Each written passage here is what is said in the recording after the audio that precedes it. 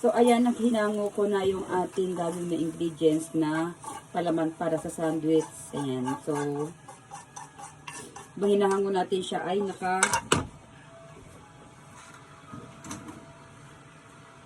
So, naglagay naman ako ng tinapay. Ito. Nag-ihaw naman ako ng tinapay. Dalagyan natin sila ng lettuce.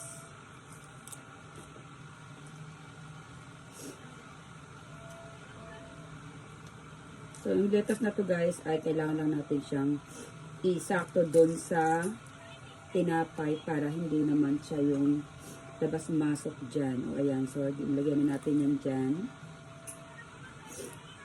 And then, lagyan na rin natin tong karne dito.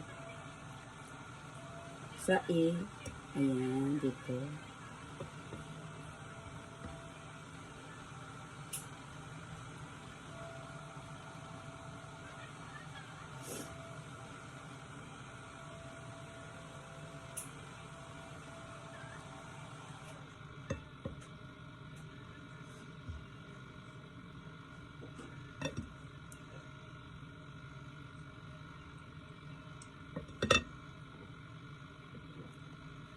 So, ilagay natin. Itaklob na natin ito dito. Ayan.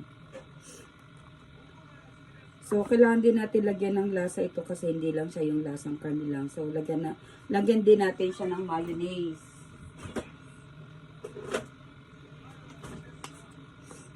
Lagyan natin ng konting mayonnaise yan para may lasa yung ating bread. Yung ating salad. O, diba? So, ayan. Mayroon na tayong instant na sandwich. Bulgogi sandwich para sa ating chikiting.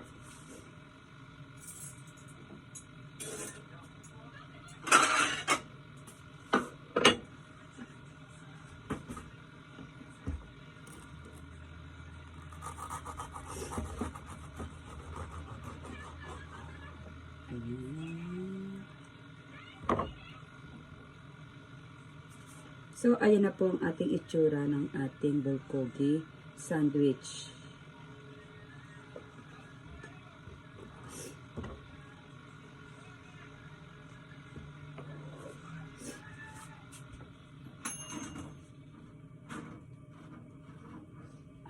So, meron pa tayong isa. Dalawa nga sila. Dalawa silang kakain today.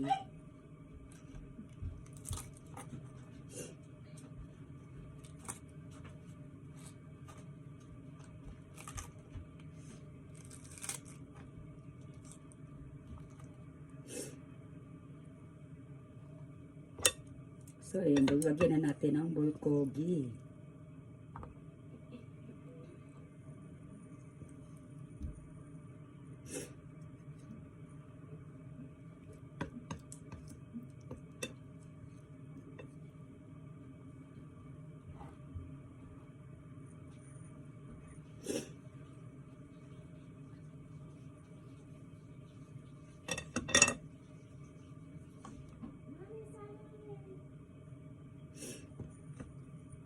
Lagyan din natin ng mayonnaise.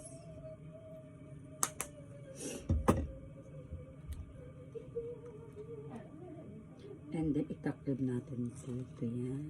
O, ayan.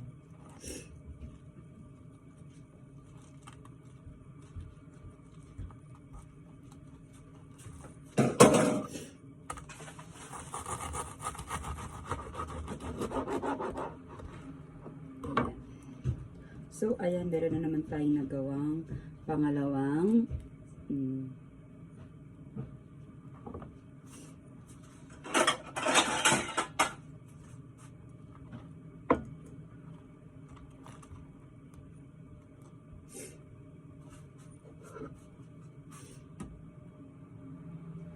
bulgogi sandwich.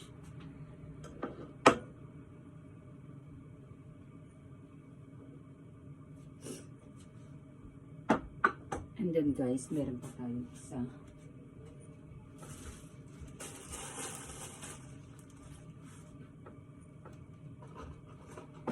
Ang gagawin naman natin ay avocado. Dahil ayaw nga ng mga bata ang avocado, so ako lang may gusto niyan at saka si ate.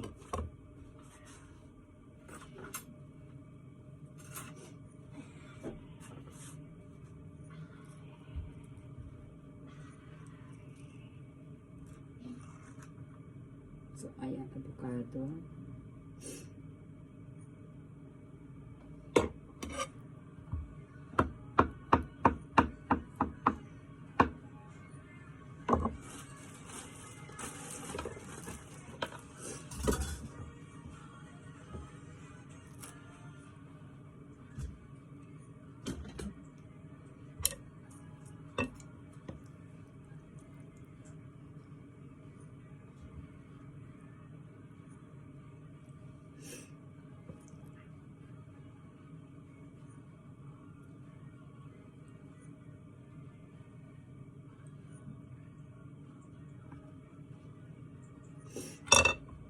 So, ilalagay na natin ang avocado. Ayan.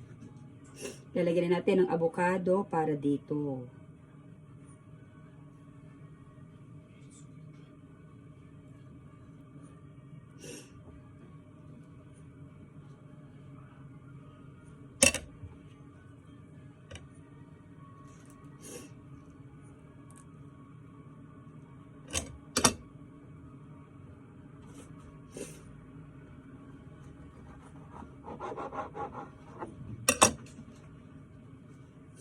Avocado sandwich at bulgogi. O, diba?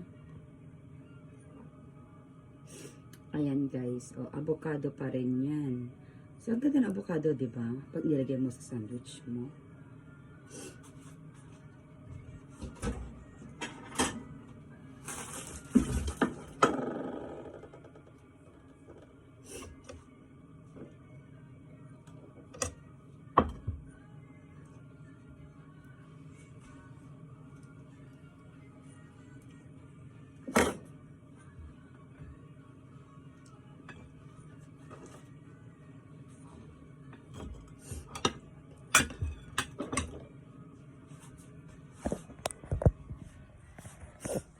Ayan po ang ating ginawa ngayon para sa breakfast ng ating mga chikiting. Ayan. O, diba? Yung mga natitira natin dyan, mga pagkain sa loob ng ref natin, ay pwede pa nating malunasan yan. Kung gagawa lang tayo ng mga makakatipid para sa ating araw-araw na kailangan. Okay.